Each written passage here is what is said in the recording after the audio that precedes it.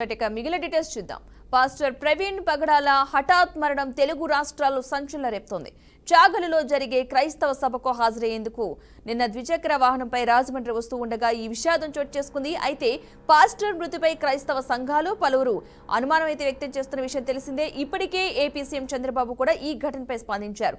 తాజాగా ఏపీ హోంమంత్రి వంగలపూడి అనిత పాస్టర్ ప్రవీణ్ పగడాల మృతిపై స్పందించారు. పాస్టర్ మరణంపై సమగ్ర విచారణకు ఆదేశించారు. తూర్పుగోదావరి జిల్లా ఎస్పీ డి నరసింహ కిషోర్ కు ఫోన్ చేసి ఆరా తీశారు. పాస్టర్ ప్రవీణ్ ప్రమాదం జరిగిన సమీపంలోని సీసీటీవీ ఫుటేజ్ లో పరిశీలించాలని అధికారులకు హోంమంత్రి అనిత సూచించారు. క్రైస్తవ సంఘాలు కోరిన మేరకు పోస్టుమార్టం వీడియో రికార్డింగ్ చేసినట్లుగా తెలిపారు ఎస్పీ.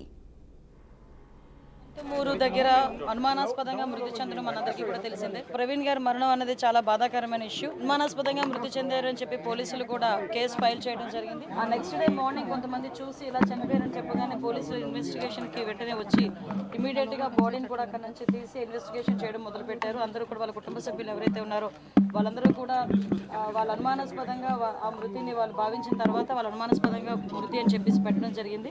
ఇమీడియట్ గా నేను కూడా ఎస్పీ గారితో మాట్లాడాను, డీజీపీ గారితో మాట్లాడడం జరిగింది. గౌరవ ముఖ్యమంత్రి గారు కూడా దీని మీద ఇమీడియట్ గా ఎంక్వైరీ వేసి నిజానిజాలు తేల్చమని చెప్పేసి అందరికీ కూడా ఆర్డర్స్ కూడా పాస్ చేయడం జరిగింది. ఎక్కడ కూడా ఎటువంటి ఇబ్బంది లేకుండా పారదర్శకంగా దర్యాప్తు కొనసాగిస్తున్నాం. ఆల్రెడీ పోస్ట్ మార్టం కూడా ఈ రోజు రాజమండ్రిలో జరుగుతుంది. సో ఎవరు కూడా దీని మీద ఎటువంటి అపోహలు పెట్టుకోవద్దు. క్రైస్తవ సంఘాలన్నీ కూడా చాలా మంది వచ్చి అక్కడ డిమాండ్ కూడా చేశారు. డెఫినెట్ గా అన్ని కోణాల నుంచి కూడా దాన్ని మేము యాక్సిడెంట్ గానే పరిగణించట్లేదు. అలాగే అన్ని కోణాల నుంచి కూడా దర్యాప్తు కొనసాగిస్తాము. నియర్ బై ఉన్న సీసీ క్యామ్స్ అన్నింటినీ కూడా పోలీసుల ఫుటేజ్ కూడా తీసుకుంటున్నారు. అదేవిధంగా టవర్ డంప్ తీసుకుంటారు, సీడియాస్ ఆ నియర్ బై ఉన్న సీడియాస్ అవన్నీ కూడా తీసుకుంటున్నారు. అన్ని కోణాల్లోని కూడా ఎంక్వైరీ చేస్తున్నాం. ఒక టీంను కూడా దీనికి డిప్లాయ్ చేయడం జరిగింది. దయచేసి నేను ఏం చెప్తున్నానంటే ఇది మతపరమైన ఇష్యూ, చాలా ట్రాన్స్పరెంట్ గా చేస్తున్నాం. దీని మీద ఎటువంటి అపోహలు పెట్టుకోవద్దని మనస్ఫూర్తిగా నేను తెలియజేస్తున్నానండి. దీని మీద ఎటువంటి రాజకీయాలు కూడా దీని మీద పని చేయకూడదని నేను కోరుకుంటున్నాను. ఎందుకంటే ఇది ఒక పాస్టర్ గారి తాలూకా మృతికి సంబంధించిన ఇష్యూ. దీన్ని మేము చాలా క్లారిటీగా క్లియర్ గా దీన్ని ఎంక్వైరీ చేయడానికి కూడా మేము సిద్ధపడ్డాం. ఒక కమిటీని కూడా మేము ఫామ్ చేయడం జరిగింది. ఇమీడియట్ గా అది ఏ రకంగా చనిపోయారు అన్నది కూడా ఈ నిజానిజాలు కూడా. ఏపీ హైకోర్టులో రాజంపేట ఎంపీ మిథున్ రెడ్డికి ఊరట లభించింది. లిక్కర్ కేసులో ఎంపీ ఆరోపణలు ఎదుర్కొంటున్నారు, అరెస్ట్ చేస్తారంటూ ప్రచారం జరుగుతూ ఉండటంతో హైకోర్టులో ఆయన పిటిషన్ దాఖలు చేశారు. ఈ పిటిషన్ పై విచారణ చేపట్టి ధర్మాసనం వచ్చే నెల 3 వరకు ఎంపీ మిథున్ రెడ్డిపై తొందరపాటు చర్యలు తీసుకోవద్దంటూ సిఐడికి ధర్మాసనం ఆదేశాలు జారీ చేసింది. తదుపరి విచారణను ఎల్లుండికి వాయిదా వేసింది. వైసీపీ హయాంలో మద్యం కుంభకోణం జరిగినట్లు గత సెప్టెంబర్లో సిఐడి అధికారులకు ఫిర్యాదులు అందాయి. దీంతో సిఐడి పోలీసులు కేసు నమోదు చేసి మిథున్ రెడ్డిని నిందితుడిగా చేర్చారు. ఈ కేసులో తనకు ముందస్తు బెయిల్ ఇవ్వాలని గతంలోనే హైకోర్టును కోరారు. అయితే ముందస్తు బెయిల్ ఇచ్చేందుకు నిరాకరించింది. కనీసం అరెస్ట్ నుంచి రక్షణ కల్పించాలని ధర్మాసనం ఎదుట వాదనలు వినిపించారు. ఈ మేరకు తాజాగా మిథున్ రెడ్డికి ఓట కల్పిస్తూ హైకోర్టు ఆదేశాలు జారీ చేసింది.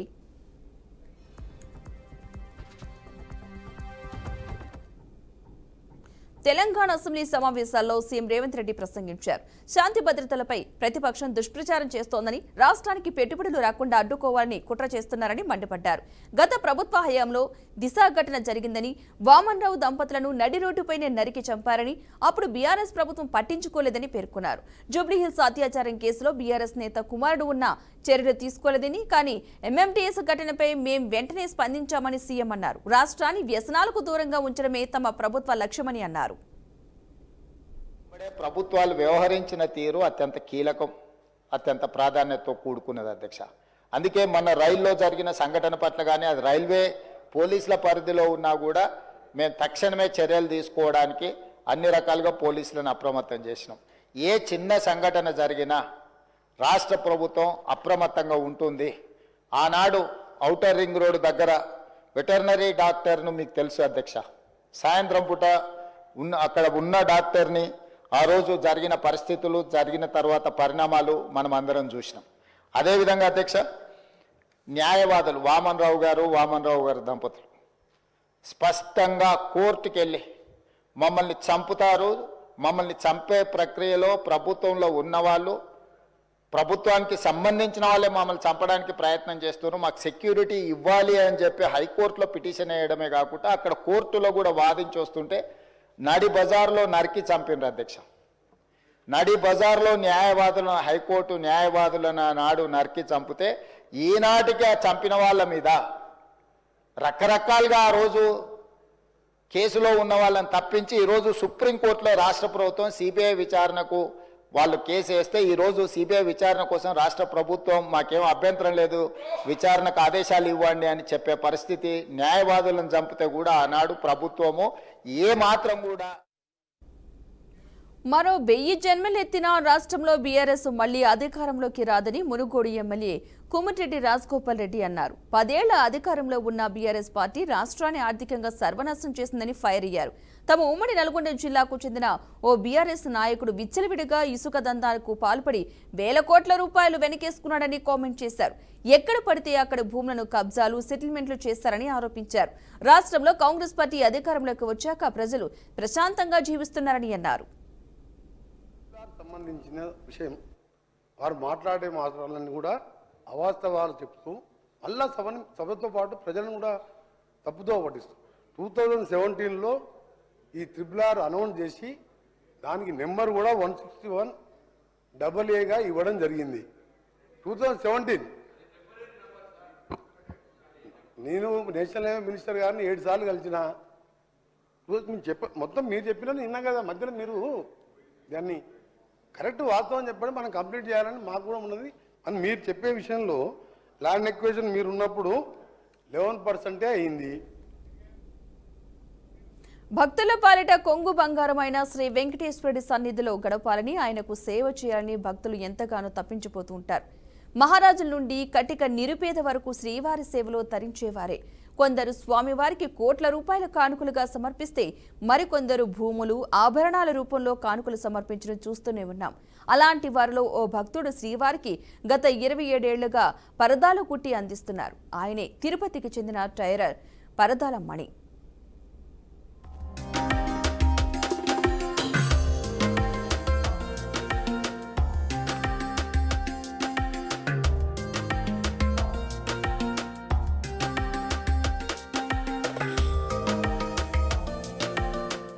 కోట్లాది మంది ఆరాధ్య దైవమైన తిరుమల శ్రీనివాసుడి క్షణకాలం పాటు జరిగే దర్శన భాగ్యం కోసం కోట్లాది మంది భక్తులు పరితపించిపోతుంటారు.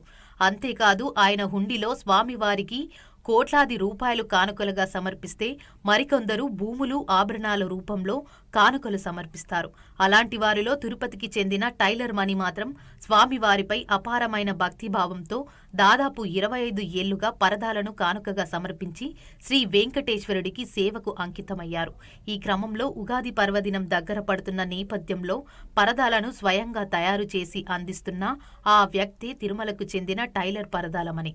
నేను కొలతలు మెజర్మెంట్ తీసుకుంటూ ఉంటే ఆయన ఎదురుగా తన బిడ్డ తండ్రి దగ్గర బిడ్డ ఎట్లా ఉంటాడో అలాగా ఆ తండ్రిని చూడము, తన్మత్యం చెందడము, మళ్ళీ కొలతలు మర్చిపోవడము, ఇంత మహాభాగ్యం కలిగించావా తండ్రి అని చెప్పడము,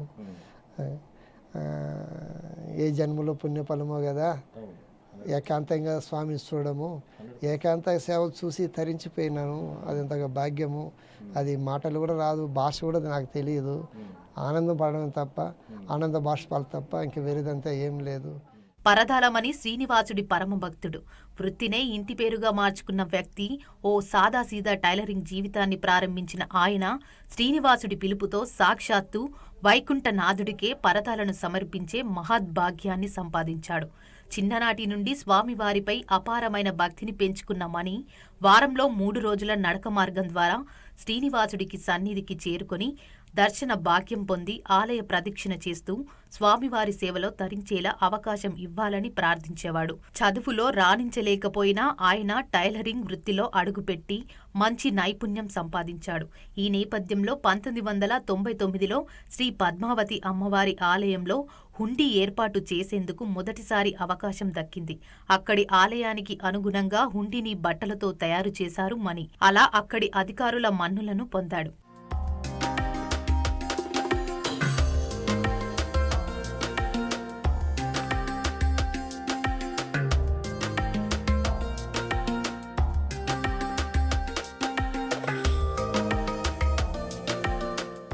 ఈ క్రమంలో శ్రీవారి ఆలయంలో పరదాలు కుట్టేందుకు టీటీడీ అధికారుల నుండి మణికి పిలుపు వచ్చింది.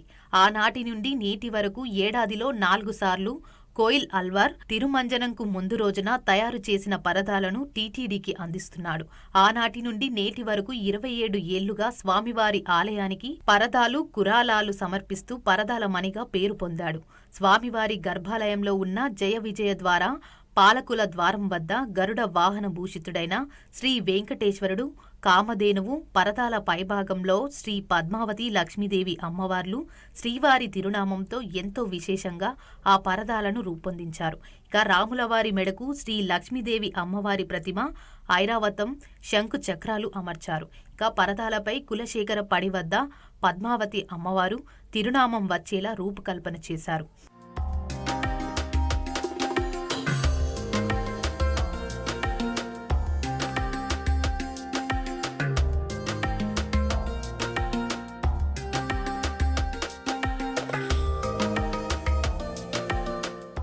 తిరుపతిలో జన్మించిన ఆ స్వామివారికి సేవ చేసే విధంగా ఆ స్వామి తనను ముందుకు నడిపిస్తున్నాడని, ఏడాదికి 4 సార్లు శ్రీవారి ఆలయంలో జరిగే కోయిల్ అల్వార్ తిరుమంజనం ముందు పరదాలు సమర్పిస్తానని పరదాలమని అంటున్నారు.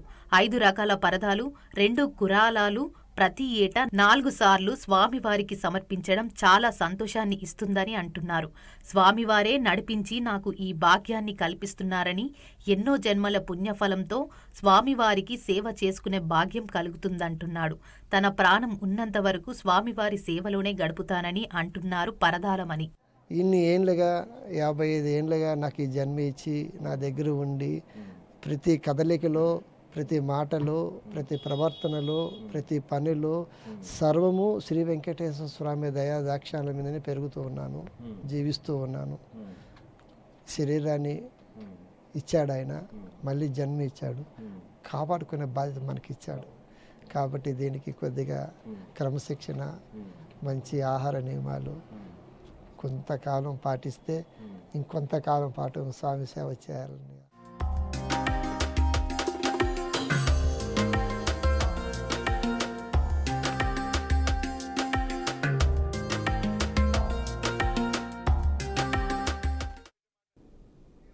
నిర్మల్ జిల్లాలోని పలు దాబాలపై పోలీసులు దాడులు చేశారు. దాబాల్లో కొందరు వ్యక్తులు మద్యం సేవిస్తున్నట్లు గుర్తించారు. యాజమాన్యంపై కేసులు నమోదు చేయనున్నట్లు తెలిపారు. ఎవరైనా దాబాలలో మద్యం సేవించేందుకు అనుమతిస్తే కఠిన చర్యలు తీసుకుంటామని పోలీసులు హెచ్చరించారు.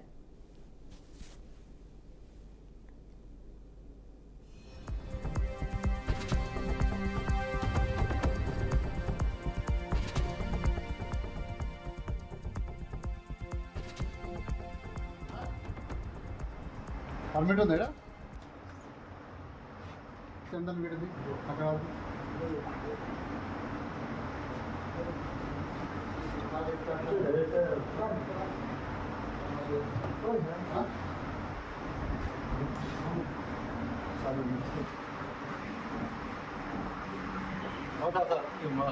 ఎవరా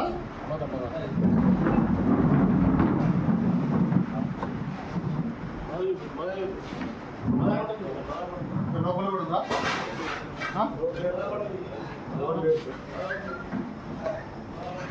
ఇవేనా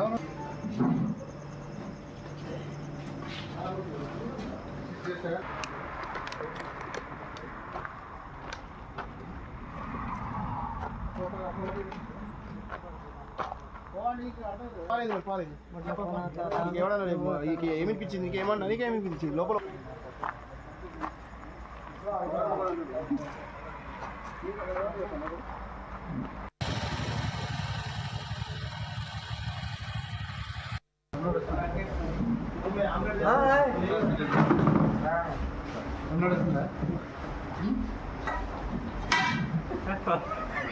పైకి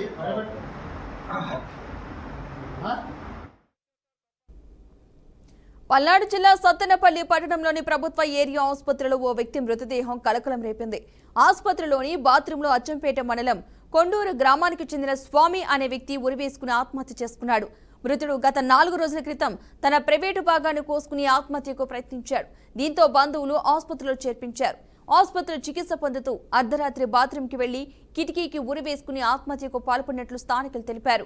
ఈ మేరకు సంఘటనా స్థలానికి చేరుకున్న పోలీసులు కేసు నమోదు చేసి దర్యాప్తు చేపట్టారు.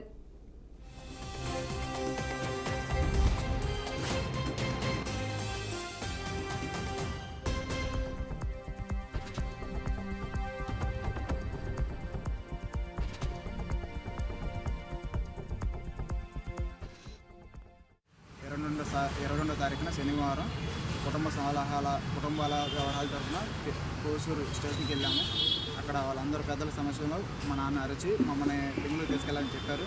అయితే మా నాన్నగారు మా ఇంటికూరు మా లత్తగారుల ఇంటికి వచ్చేసి బాత్రూమ్కి వెళ్తానని వెళ్ళి అక్కడ బీర్జాలను కోసుకొని బయటకు వచ్చి జనాలందరూ చూపించారు. మా అత్త మా ఆవిడ కోసారని చెప్పారు. అయితే మేము ఆ నేపథ్యంలో మేము మా తమ్ముడి మీద చేసుకొని బ్లీడింగ్ అవుతుందని అతనికి క్రోసూరు వచ్చి క్రోసూరులో పోలీసులు చేయించేసి పోలీసుల నుంచి మళ్ళీ వాళ్ళు చెప్పారు. పోలీసు కానిస్టేబుల్ సార్ సత్తనపల్లి తీసుకెళ్ళమని చెప్పారు. సత్తనపల్లి తీసుకొచ్చి ఇక్కడ జాయిన్ చేశాను. ఇక్కడ జాయిన్ చేసిన తర్వాత మా నాన్న నిన్న రాత్రి సూసైడ్ అటెంప్ట్ చేసుకున్నాను. ఎందుకు ఆత్మహత్య చేసుకున్నాడంటే మా అమ్మ మధ్య మా నాన్న మధ్య గొడవలు జరుగుతూ వచ్చావి. ఈ నేపథ్యంలో మా నాన్న ఆత్మహత్య చేసుకుంటూ వచ్చాడు. దీనికి కారణం అదే.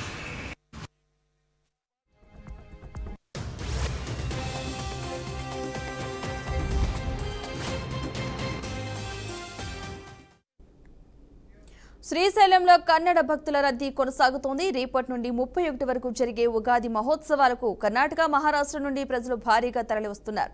ఈ నేపథ్యంలో భక్తులందరూ స్వామి అమ్మవార్లను దర్శించుకునేందుకు వీలుగా దేవస్థానం ఈవో శ్రీనివాసరావు ఏర్పాట్లు చేశామన్నారు. అలాగే క్యూ కాంప్లెక్స్ లో వేచి ఉండే వారికి నిరంతరం అల్పాహారం, బిస్కెట్లు, మంచినీరు, మజ్జిగ అందజేస్తామని ఈవో తెలిపారు. భక్తుల రద్దీని దృష్టిలో ఉంచుకుని అవసరమైన సంఖ్యలో లడ్డూ ప్రసాదాలు సిద్ధం చేశామని తెలిపారు.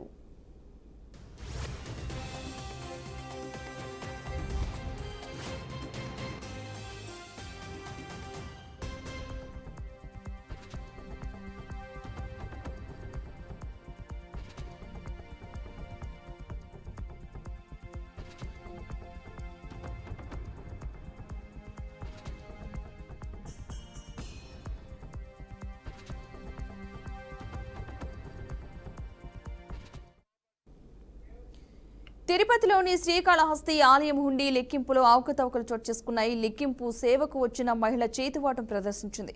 98,500 రూపాయల నగదు చోరీ చేసినట్లు సీసీ కెమెరాల ఆధారంగా పోలీసులు గుర్తించారు. వెంటనే మహిళను అదుపులోకి తీసుకున్నారు. అనంతరం ఆమెపై కేసు నమోదు చేసి పోలీస్ స్టేషన్కు తరలించినట్లు అధికారులు వెల్లడించారు.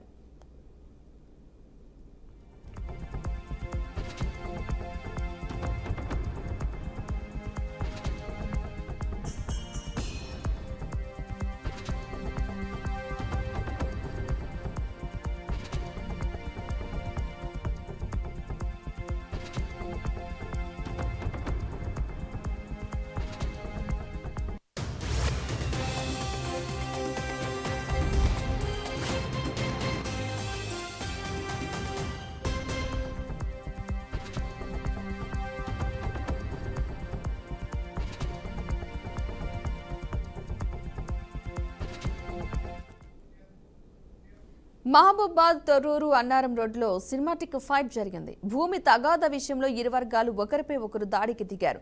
దీంతో ఇరువురికి తీవ్ర గాయాలయ్యాయి. బాధితులు అమ్మాపురం గ్రామ సమీపంలోని జీకే తండాకు చెందిన వారిగా స్థానికులు తెలిపారు. పూర్తి వివరాలు ఇంకా తెలియాల్సి ఉంది.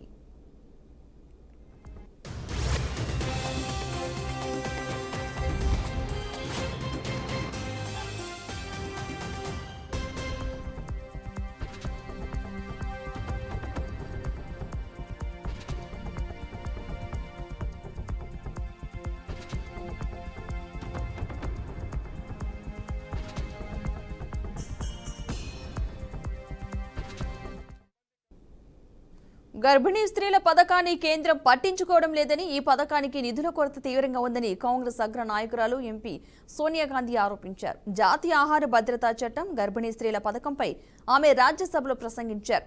బిడ్డకు జన్మనిచ్చిన తల్లికి 6,000 ప్రసూతి ప్రయోజనాలు అందుతాయని, ఇవి 2 విడతలుగా చెల్లిస్తారన్నారు. రెండోసారి ఆడబిడ్డ అయితే ఈ పథకం వర్తిస్తుందన్నారు. కానీ ప్రస్తుతం ఈ పథకం కుంటుపడిందని, దీనికి నిధులే లేవని ఆరోపించారు. Was passed by Parliament in September 2013 under the leadership of Dr. Manmohan Singh Ji. It has been the foundation for the Pradhan Mantri Garib Kalyan Yojana. The Act also includes rupees 6,000 per child as maternity entitlement for pregnant women in the informal sector. The Pradhan Mantri Matru Vandana Yojana or PMMVY launched in జాతీయ ఆహార భద్రతా చట్టం అమలుకు 12,000 కోట్లు అవసరం అన్నారు. కానీ రాబోయే ఆర్థిక సంవత్సరానికి బడ్జెట్లో కేవలం 2,500 కోట్లు మాత్రమే కేటాయించారని సభ దృష్టికి సోనియా తీసుకొచ్చారు. ఇక గర్భిణీ స్త్రీలకు 2 విడతలకు అందాల్సిన నగదు అందడం లేదన్నారు. 2022-23లో 68% మందికి ఒక విడత డబ్బులే అందాయని, అనంతరం ఆ నిష్పత్తి బాగా తగ్గిపోయిందని తెలిపారు. క్రమక్రమంగా ఆ నిష్పత్తి పూర్తిగా పడిపోతూ వస్తుందని సోనియా పేర్కొన్నారు. MVY for first birth, but in the very next year, this proportion fell drastically to just around 12%. Parvathipuram Manyam జిల్లాలో ఏసీబీ అధికారులు దాడులు చేశారు. 60,000 రూపాయల లంచం తీసుకుంటూ ఉండగా మత్స్యశాఖ అధికారి తిరుపతయ్యను రెడ్ హ్యాండెడ్ గా పట్టుకున్నారు. గత నెల రోజులుగా అవినీతి ఆరోపణలు ఎదుర్కొంటున్న మత్స్యశాఖ అధికారిని అదుపులోకి తీసుకుని రిమాండ్కు తరలించారు.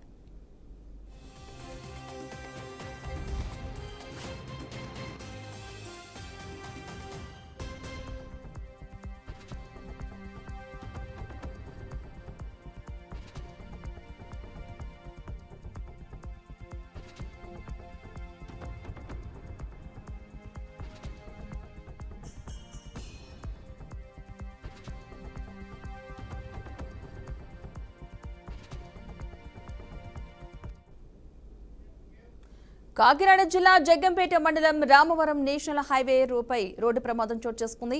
వైజాగ్ వైపు వెళ్తున్న ట్రాలీని వెనుక నుంచి ఐచర్ వ్యాన్ ఢీకొట్టింది. దీంతో ట్రాలీ డ్రైవర్ కు తీవ్ర గాయాలయ్యాయి. గాయపడిన వ్యక్తిని స్థానికులు ఆసుపత్రికి తరలించారు. కిలోమీటర్ మేర ట్రాఫిక్ నిలిచిపోవడంతో పోలీసులు సంఘటనా స్థలానికి చేరుకుని క్లియర్ చేశారు. ట్రాలీ డ్రైవర్ సడన్ బ్రేక్ వేయడంతో ప్రమాదం జరిగినట్లుగా వెల్లడించారు.